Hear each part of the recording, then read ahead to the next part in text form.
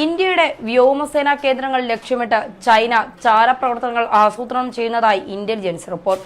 കർണാടകയിലുള്ള INS കടമ്പ, ഒറീസ തീരത്തെ APJ Abdul Kalam ദ്വീപ് എന്നിവ ലക്ഷ്യമിട്ടാണ് ചാരപ്രവർത്തനം ആസൂത്രണം ചെയ്യുന്നതെന്നാണ് പുറത്തുവരുന്ന റിപ്പോർട്ടുകൾ. ഇതിന് മുന്നോടിയായാണ് ചൈനയിൽ നിന്നുള്ള ബിസിനസ് സംഘം INS കടമ്പ സ്ഥിതി ചെയ്യുന്ന ബദുൾ ദ്വീപിലെത്തിയതെന്നാണ് നിഗമനം. മാത്രമല്ല, സംഘം കർണാടക കേന്ദ്രീകരിച്ച് വ്യവസായ സംരംഭങ്ങൾ ആരംഭിക്കാനും പദ്ധതിയിടുന്നതായി ഇന്റലിജൻസ് സംഘം മുന്നറിയിപ്പ് നൽകുന്നു.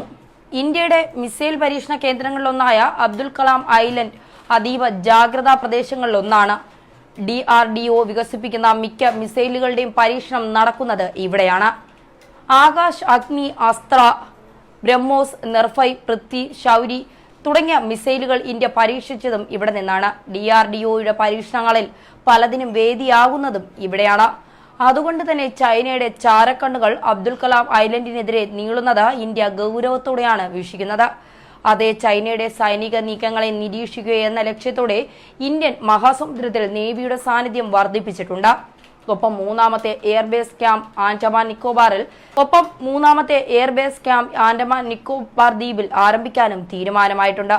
മലാക്ക കടലിടുക്ക് വഴി ചൈനീസ് കപ്പലുകളും സബ് മറൈനുകളും ഇന്ത്യൻ മഹാസമുദ്രത്തിലേക്ക് പ്രവേശിക്കുകയും നിലയുറപ്പിക്കുകയും ചെയ്യുന്ന സാഹചര്യത്തിലാണ് നിലവിലെ നിർണായക തീരുമാനം.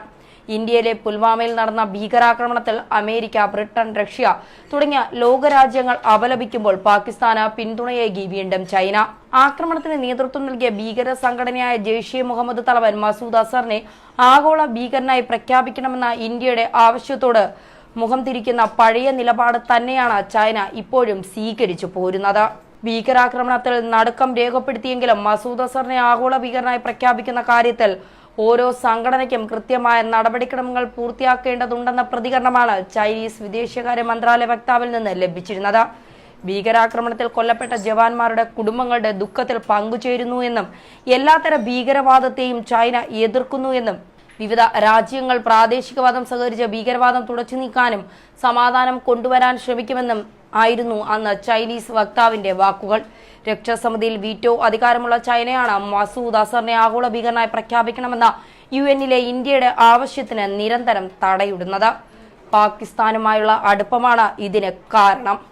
എന്തായാലും പാകിസ്ഥാനെതിരെ നയതന്ത്ര തലത്തിൽ കരുക്കൾ ശക്തമാകുമെന്ന് ഇന്ത്യ പ്രഖ്യാപിച്ചു കഴിഞ്ഞിട്ടുണ്ട്. അതിനിടയിലാണ് ഇന്ത്യയിൽ നിന്നുള്ള ഇത്തരത്തിലുള്ള ചാരപ്രവർത്തനങ്ങൾ പുറത്തുവരുന്നതായി റിപ്പോർട്ടുകൾ വരുന്നത്. എന്തായാലും അതീവ ജാഗ്രതയിൽ തന്നെയാണ് ഇന്ത്യൻ സേനയും വ്യോമസേനയും. ന്യൂസ് ഡെസ്ക് മലയാളി വാർത്ത.